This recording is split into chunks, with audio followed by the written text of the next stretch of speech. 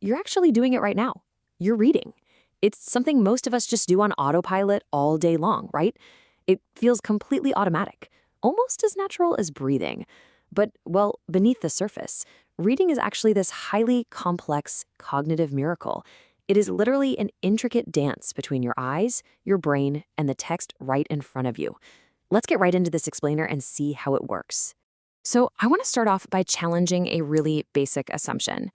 Just think about how your eyes are tracking across the screen right at this very second. Do you think you actually read every single letter or even every single word to understand a sentence? For the longest time, that is exactly how people thought the reading process worked. But, spoiler alert, that couldn't be further from the truth. Okay, let's dive into this. Just take a look at this incomplete sentence. Even though, more than half the letters are missing here, you can probably read it without much of a sweat. A man was walking down the street carrying a green, you could guess bag or box or apple. You definitely don't need all the letters because you're actively filling in those blanks in real time. And the second you guess that second word, it instantly helped you guess the rest. This basically proves you aren't just looking at letters. You are already playing a highly sophisticated, predictive guessing game. To figure out how this cognitive magic trick works, we're going to peel back the layers of reading. Here's our roadmap. First, why do we read? Then, the hidden reading process, traits of efficient reading, the 4 levels of meaning, and finally, what happens when reading goes wrong. All right, layer number 1, why do we read? Real-world purposes. Whenever we think of reading, our minds usually jump straight to, heavy textbooks. But honestly, that's just a tiny fraction of it. If you actually listed out everything you read in just the last 5 days, it would definitely cover all of these bases. We read to gather information and satisfy our curiosity. We read instructions so we actually know how to use a new appliance or, bake a cake. We read to connect with friends via text, to figure out our schedules from train timetables, catch up on the news, and of course, just for sheer enjoyment and games. The absolutely crucial point here is that outside of a classroom, reading is always inherently purposeful. We are always trying to get something very specific out of the text. Moving on to section 2, the hidden reading process, decoding the message. So, how does our brain actually go about decoding that text? And this brilliantly illustrates the biggest misconception about reading. There's this outdated idea called the passive vessel theory.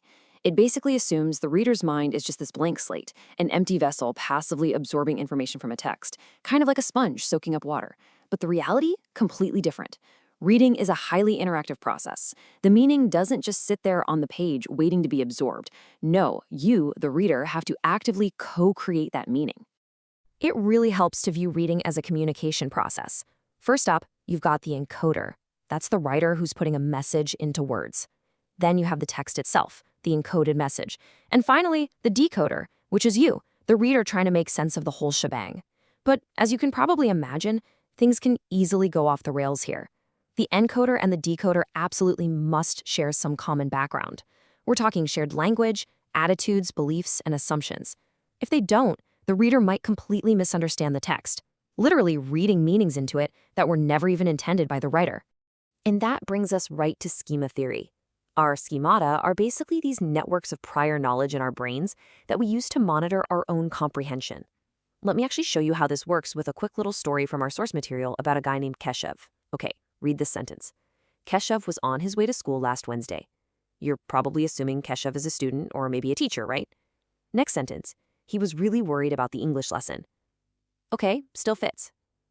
Third sentence. Last week he had been unable to control the class. Ah, see. Your brain just shifted your assumption. Keshav is definitely a teacher. Fourth sentence. It was unfair of the English teacher to leave him in charge. Wait a second. Actually, scratch that. He's not the teacher. And the final sentence. After all, it was not a normal part of a computer operator's duty. Boom. What just happened? Your brain was constantly updating its expectations, constantly filling in the gaps using your prior knowledge, right up until the very last word. Let's jump to section 3. Traits of efficient reading. How good readers read. So if we're constantly generating meaning on the fly like that, how on earth do our brains execute this entire process so efficiently? Well, efficient readers tend to share a few key traits. First off, they're highly selective. They scan or skim to find exactly what they need based on their specific purpose. And their speed varies too. I mean, you're going to read a thriller novel way faster than a dense legal contract, right? Efficient reading is also almost exclusively silent. Reading out loud is actually way more difficult because your attention is totally divided between understanding the text and physically speaking it, which really slows you down. And perhaps most importantly, efficient readers do this thing called chunking. They don't read word by word in a straight line, no way. Their eyes take in whole, meaningful phrases at a time, zipping backwards and forwards over the text. Because of all this chunking and predicting, reading is famously described as a psycholinguistic guessing game, which is just a great phrase. You aren't processing every single letter. You're basically this ultra-efficient engine, using the absolute bare minimum number of semantic and syntactic clues on the page to constantly predict what's coming next. Which brings us to Section 4, the 4 levels of meaning, operating cognitively. Now that we know how the engine works, let's move to the next slide and see how this comprehension builds across 4 overlapping levels. The first is literal. This is the basic information right there in black and white. If the text says a person is digging the earth, the literal meaning is just that. They're digging the earth. It's the foundation.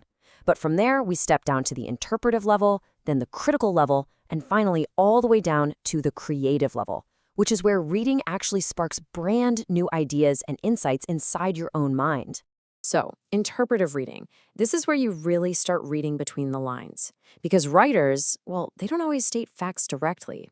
If a writer says a character has a Midas touch, they aren't being literal. They're relying entirely on your worldly experience, your schema, to recognize the allusion to the mythical king who turned everything to gold. Interpretive reading requires you to infer those implied emotions and recognize idioms. Next up is critical reading, and this is where you actively judge the text. You're assessing the author's tone and the validity of their conclusions. For example, depending on the writer's underlying perspective, they might describe the exact same group of people as freedom fighters or as terrorists. A critical reader spots those loaded words instantly and judges the attitude or the agenda the author is trying to push.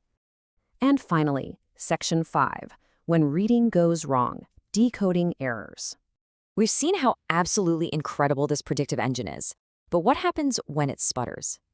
Now, what's really interesting about this slide is how vividly it shows a reading error, which is known as a miscue. Imagine the original text says, "He sat on the sofa after supper." If a reader accidentally predicts the word bed and reads, "He sat on the bed after supper," okay, they've made an error, but the general meaning of the sentence is still mostly preserved. But what if they look at the first letter S and incorrectly guess the word soup? He sat on the soup after supper.